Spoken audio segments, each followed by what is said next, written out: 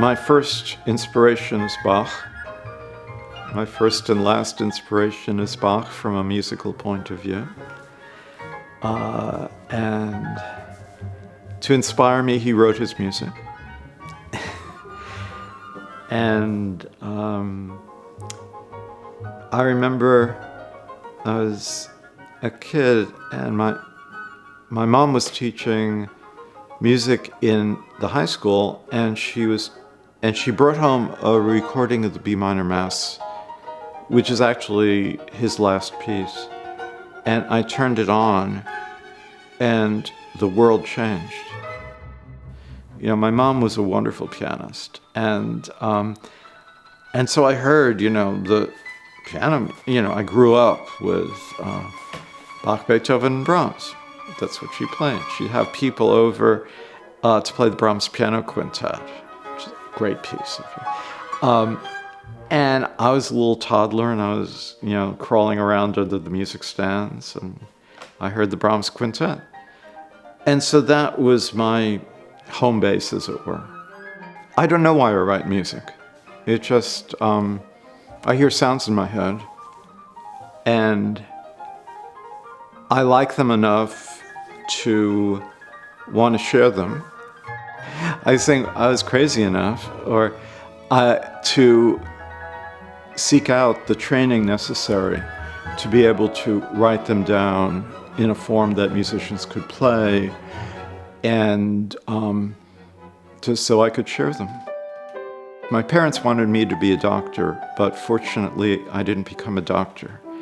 And my patients are glad that I didn't become a doctor. Why do you compose music? Because when I had my students, they had their doctoral exam, and I always asked them that question. And I think it's a good question to think about for people, and I think it's very hard to answer. And I had many different answers, and two really stood out. And one student said, it's a mental disorder. And I think that he's really onto something. You hear sounds in your head, we all do. We hear a song we know, but you hear sounds that haven't been there before. And like I was saying, you want to share them. And then you're there you are. You're kind of stuck with it. I don't think, I couldn't have done anything else. I wouldn't have known what to do. I was very fortunate. I had wonderful teachers. As we were saying, I didn't know at first. I knew inside myself, but my parents wanted me to be a doctor, and I went to Columbia College in New York. And looking back, I think in many ways that was very fortunate. They have, I think still, what is actually a very old-fashioned way of education. So you had, everyone took a course named Humanities. And in that course, you read from Homer on through everyone. And of course, in that time, which was like around 1970, give or take, it was all Western, which is stupid, but that was at that time. And the stuff is incredible. And looking back, it was so powerful for me. It was good that I was exposed to that at Columbia, and I learned a lot. And I found an article by Roger Sessions, who later became my teacher, wonderful American composer. And it was about the training of composers. Because at that time, it was so confusing. Because some people, like Cage, were saying, oh, just throw it all out and have happenings and all of that. And that didn't seem like that didn't seem what I wanted to do at that time. And then the other people were saying, okay, you need all these mathematical formulas to do this 12-tone stuff. And that wasn't me either. And Sessions' essay was all about, okay, this is a craft. you're making something and you want to make it well. And so you have to train yourself to be able to make it well. And there's a method that's been used that has worked, and this is what it is. You learn to write down what someone plays on the piano. You learn to sing a melody whose notation is put in front of you. And then you have another melody against that. And how do you skillfully conceive of these raw materials that you're working with so that you can generally achieve the results you have in mind? And that is, one of my heroes is Verdi, the great Italian opera composer. And he once said that the students needed, young composers, needed precisely this training. And he had indulged in lengthy and severe studies, with the result that he was generally able to achieve the results he had in mind. And my favorite example of the results Verdi had in mind was, I was in Paris with a dear friend, and we went to a movie of Aida, his opera. At the end of the movie, we left, and she cried for half an hour. And she was very embarrassed. And I said, no, that's exactly the effect Verdi had in mind. So because of this lengthy and severe training, Verdi was able to achieve that power of expressing the pain and sorrow of his characters in an amazing melody and craft the sounds around it. And so she cried for half an hour. And that's the result of this lengthy and severe training, which people don't understand and put down, and it's very unfashionable right now. So I realized after Columbia that, and reading this article, that I didn't have that. I had never done that, and I needed to do that. Which led me eventually to work with Nadia Boulanger and in France. I went summers to Fontainebleau where she taught, and she was amazing. She taught Aaron Copland, she taught Elliot Carter, she taught Philip Glass, she taught almost all American composers of that period, not sessions actually. And she was an incredible pedagogue and an incredible personality. I mean, she was so powerful. And so then, with that training, I went to Juilliard, where I studied with sessions. And for several years, I'd study at Juilliard in the winter and then go to Fontainebleau in the summer. And sessions was marvelous. Great composer, great man. Very, very kind.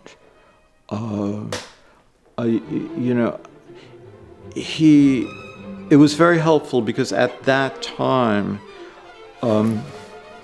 as I described it, some people were saying, let's do happenings. Other people were saying, let's do, write lots of equations and come up with sounds.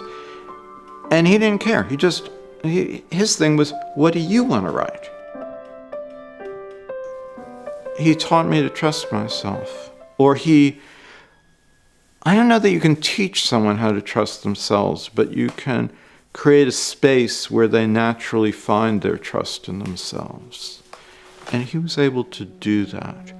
And he had this way of being very critical, and you left the lesson saying, this is so great, I want to write tons of music. And I don't know how he did it, but he did. Then I was teaching at Manhattan School of Music in New York.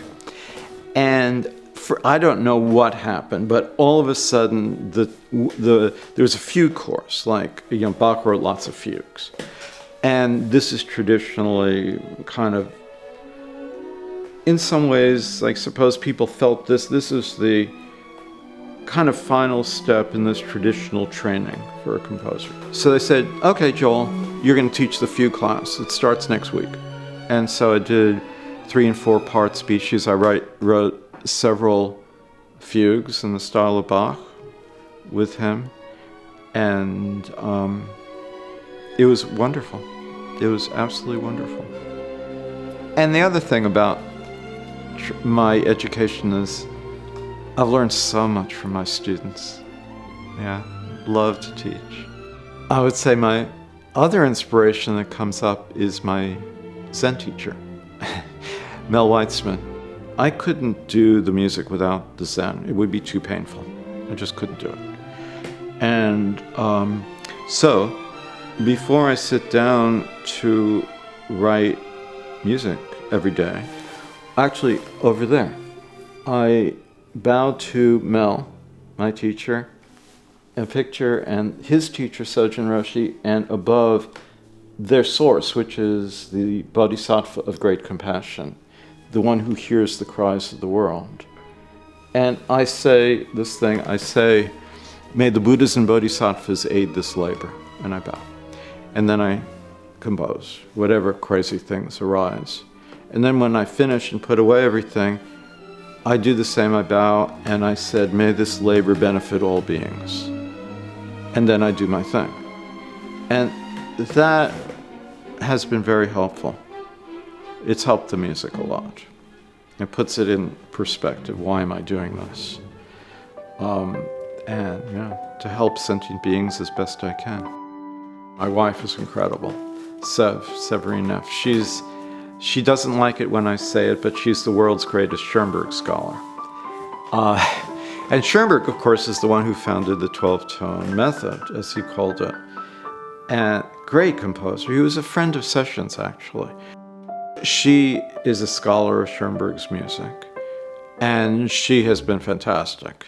She got me into Zen, And when I'm really crazy, she says, go to the senseis. Just go to your Zen teachers. I can't take it anymore. So she's been wonderful. Totally supportive. Totally supportive. The big works I've done are operas. So after the first opera, I really went and very much explored this world, not dropping what I had done, but really being utterly willing where the piece was going that way to go that way. And that was very helpful and fun and controversial, I suppose. I wrote an opera on Shakespeare's Twelfth Night, which is a comedy, and it's very, on the whole, very joyous. If music be the food of love, play on, give me excess of it, that the appetite may sicken and so die. Twelfth Night. And so that seemed very naturally to be a very tonal piece. I think it's, for me, the music is very much expressive. It conveys emotions, feelings. And, and I find, for me, that atonal music is fabulous for expressing mystery. It's fabulous for expressing angst, great pain and suffering. But it's not really good at expressing happiness. But tonal music can do that very well. And so Twelfth Night on the whole is a very happy play. And so it seemed natural to write more from that kind of place. If I had to use one word to describe, what my work is, I just say it's an offering. I pursued this career to offer something that helps people. So I think all of our lives are offerings. And it's a kind of, hopefully we try to offer something wholesome.